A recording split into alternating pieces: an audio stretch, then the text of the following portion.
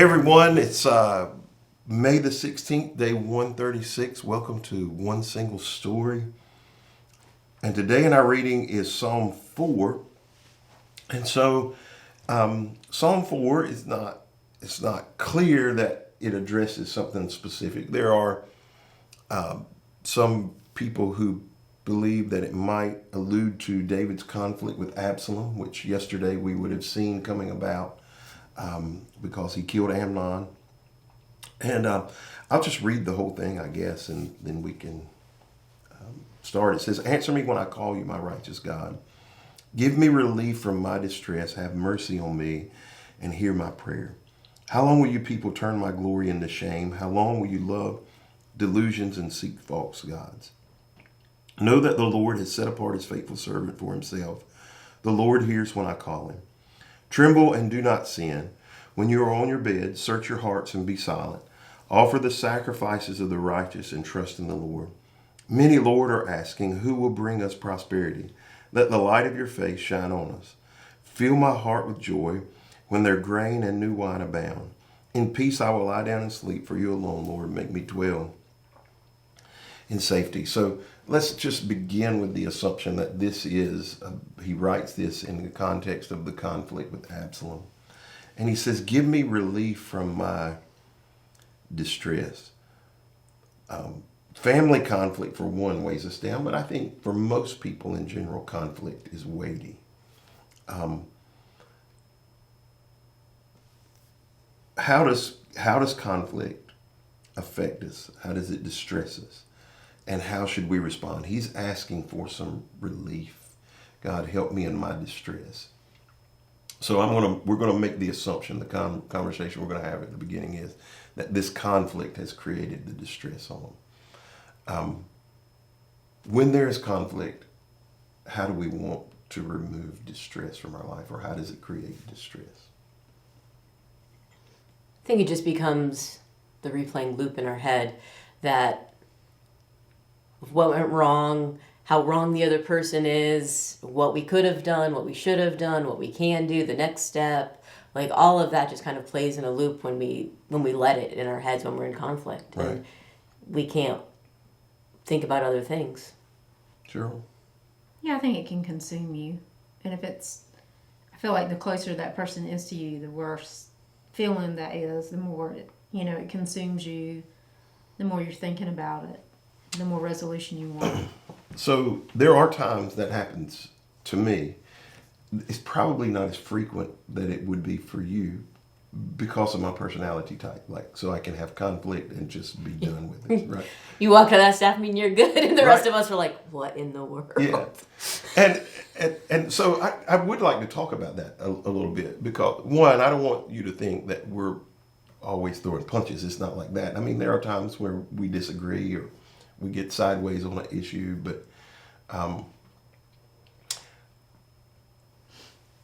in the context of people, because it's not just family relationships that people have distress. It's work relationships, it's friendships, parent-children, relationships, husband and wife, neighborhood relationships.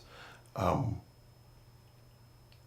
can you deal with that easily? Because I'll be honest with you, when I get in a conflict that gets on the rewind button in my head, I am miserable.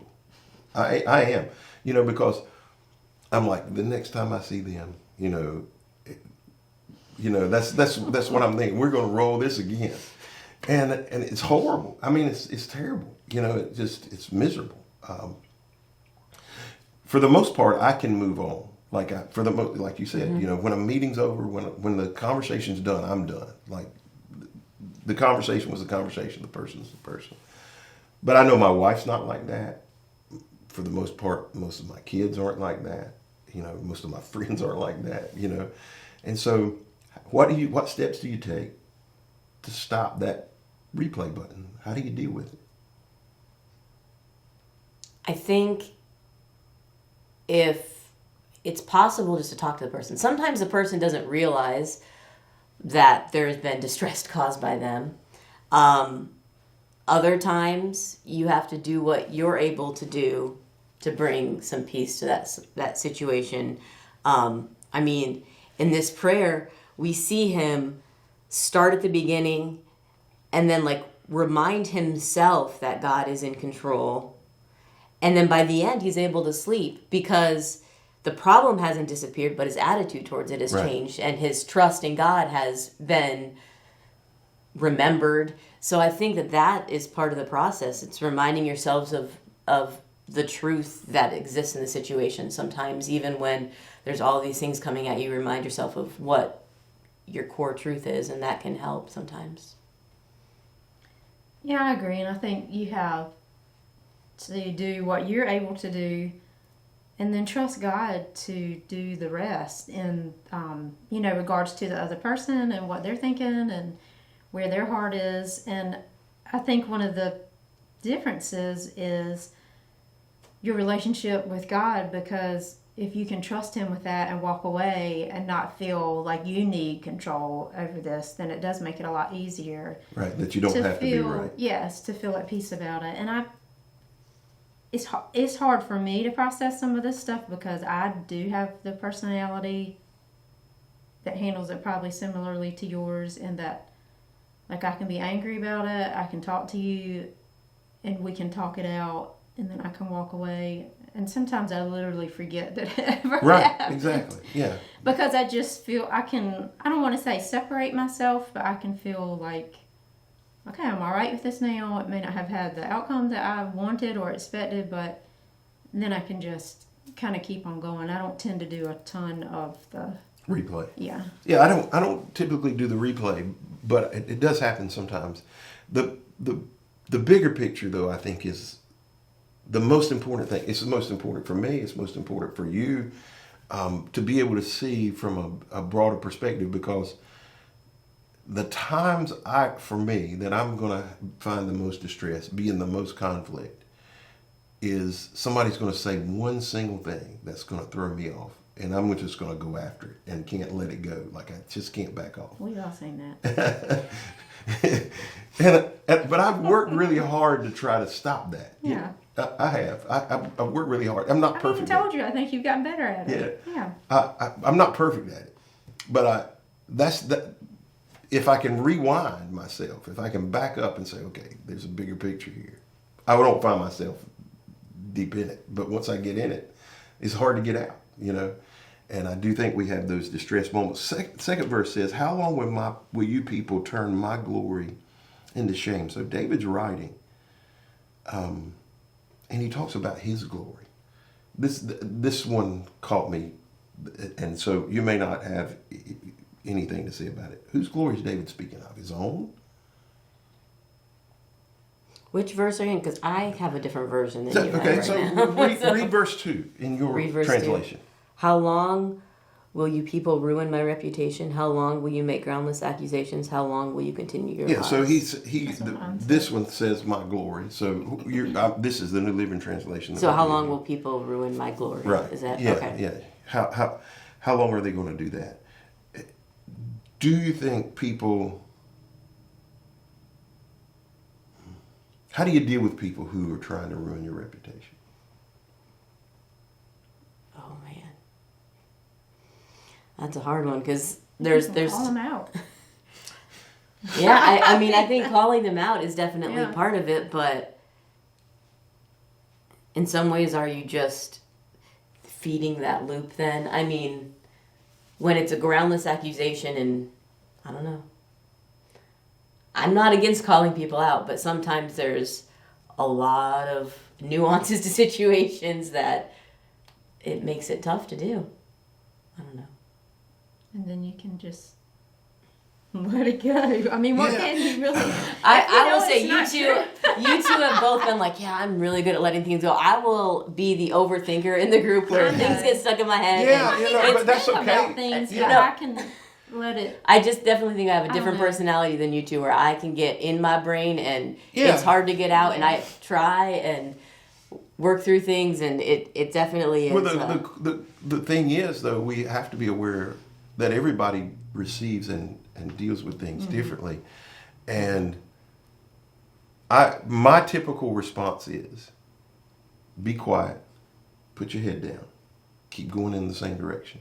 and eventually they'll be proven wrong. That's typically my response. Yeah. Just we're not addressing it. Well, that's what I mean in the let it go. You Right. literally cannot control what that person is saying and telling other people. But I want to be clear. My wife doesn't see the world that way always.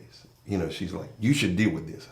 I'm not saying anything about it. But I also think that the people that you care what they think about you are people who are going to know you well enough that they're not going to believe those things anyway.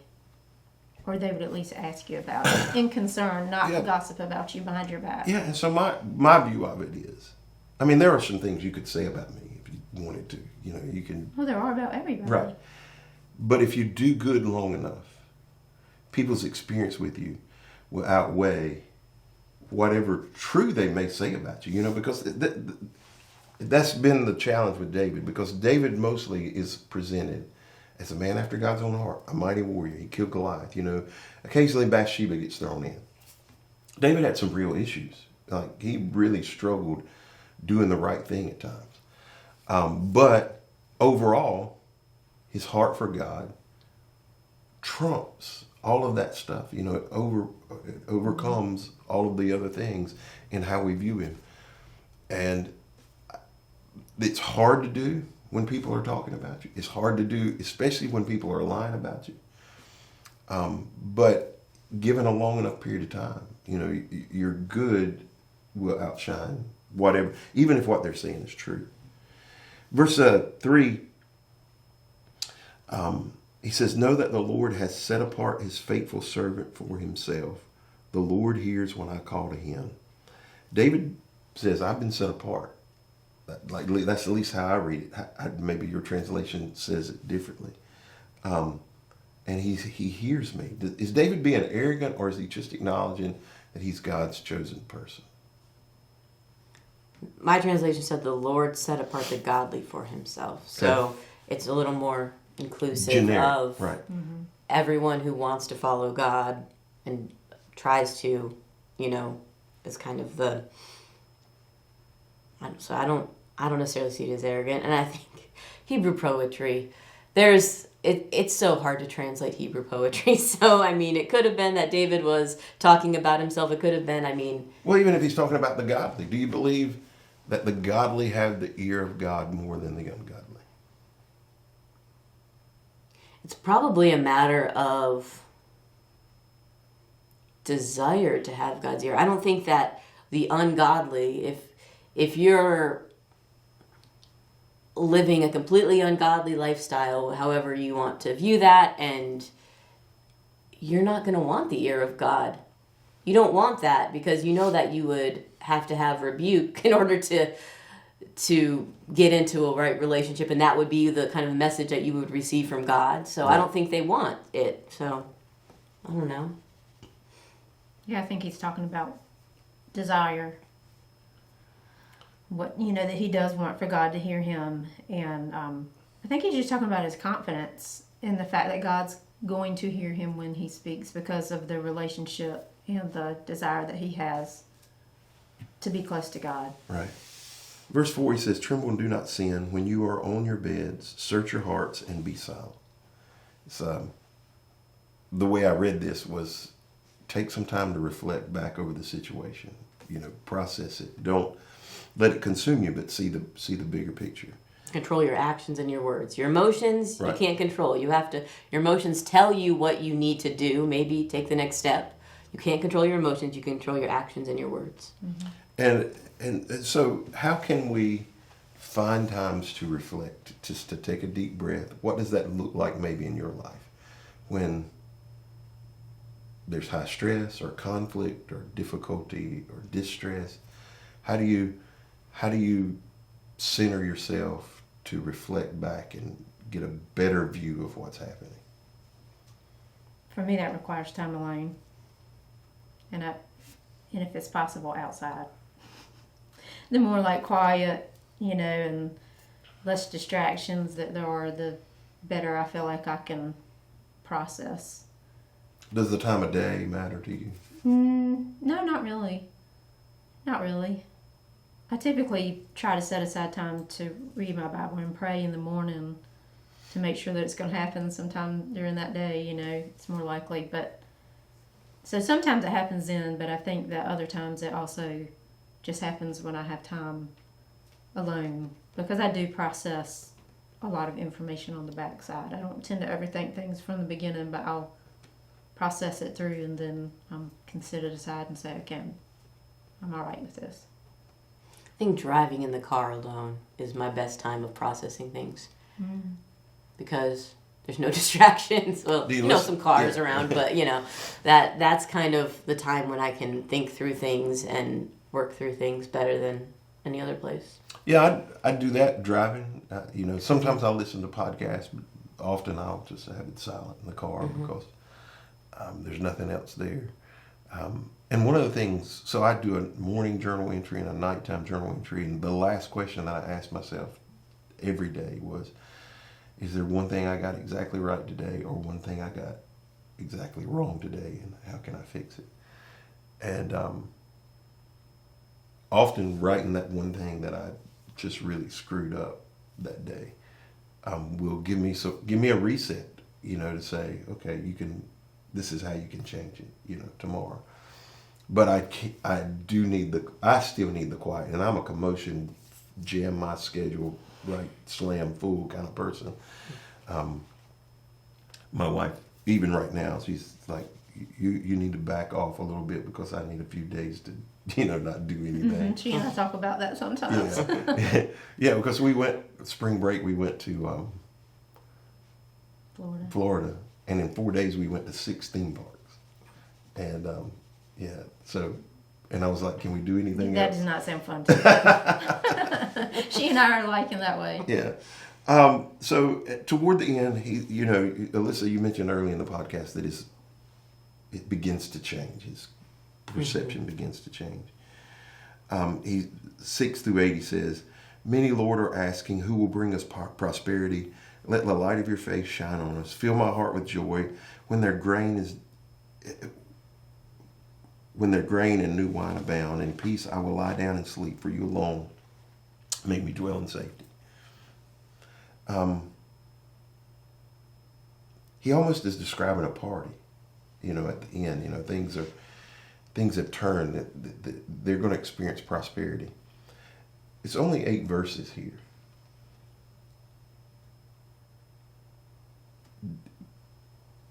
If we took the time to do this, so that I think some of what David's doing in the Psalms is just exercising his day, emptying himself of the situation. And usually by the time he gets to the end, he feels better. Do you have some tips for other people on how in just a few minutes they can go from life is crappy to there's hope?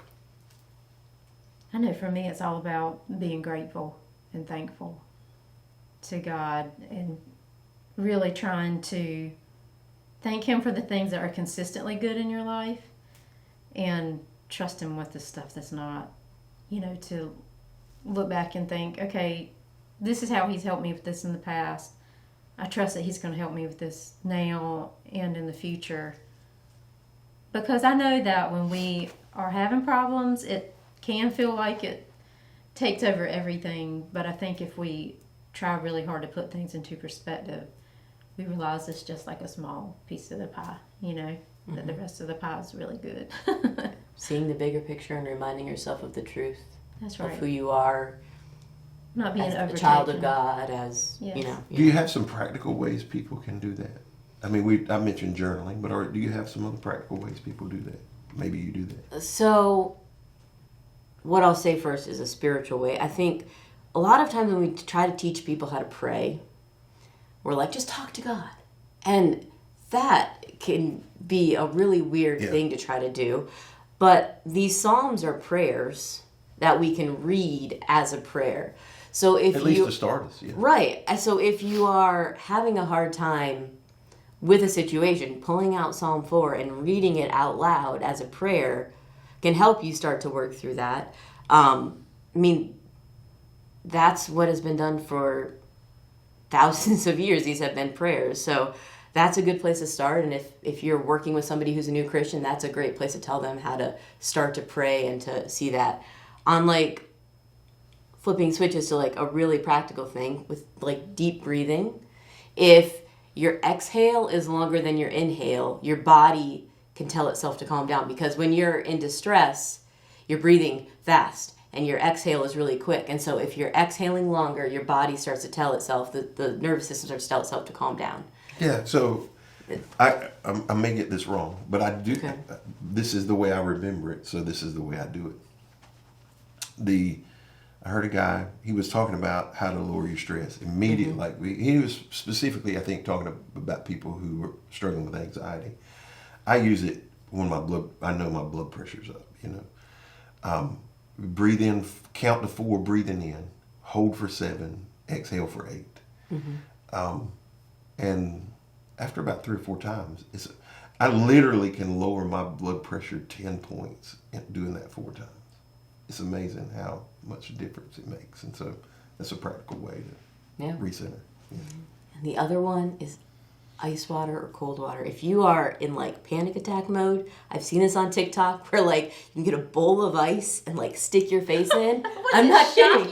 No, because it does. It kind of shocks your system, and it like can reset and kind of get you out of that mode. And like cold showers, I mean, that's a thing that has become like now is the big thing. Like ice bath, or like contrast showers, those kind of things to help. I tried that a couple of times, but I can't do it. Yeah, but it's. Yeah, I tried to get in the shower before it got warm. I was like, I hate this. Like, I don't know if it's doing my body any good, but I can't stand it. Yeah. All right, well, let's go to the Lord and pray. Father, thank you for this psalm, that in just a few short verses we can see how David's perspective changed as he began to evaluate the situation and look at a bigger picture. I pray, God, that you would help us to be able to do that in the moments of distress and stress and pressure and conflict in our own lives, times when we're angry and anxious.